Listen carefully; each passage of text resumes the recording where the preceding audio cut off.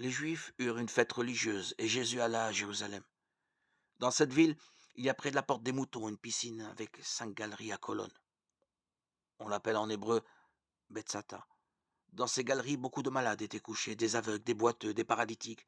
Ils attendaient que l'eau se mette à bouger car un ange du Seigneur descendait à certains moments dans la piscine et agitait l'eau.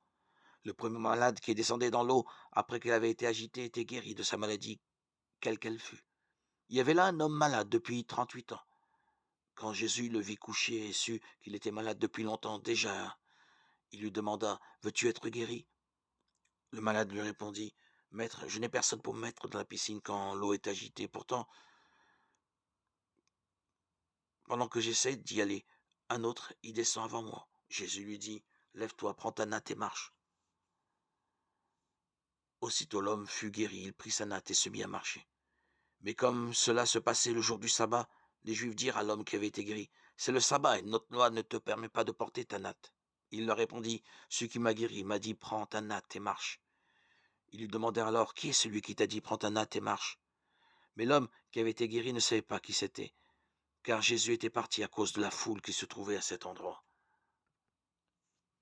Plus tard, Jésus le rencontra dans le temple et lui dit: Écoute, tu es guéri maintenant, ne pêche plus pour qu'il ne t'arrive pas quelque chose de pire. L'homme s'en alla et dit aux Juifs que c'était Jésus qui l'avait guéri.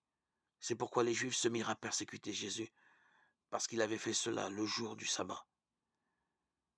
Mais Jésus leur répondit: Mon Père travaille toujours, et moi je travaille aussi.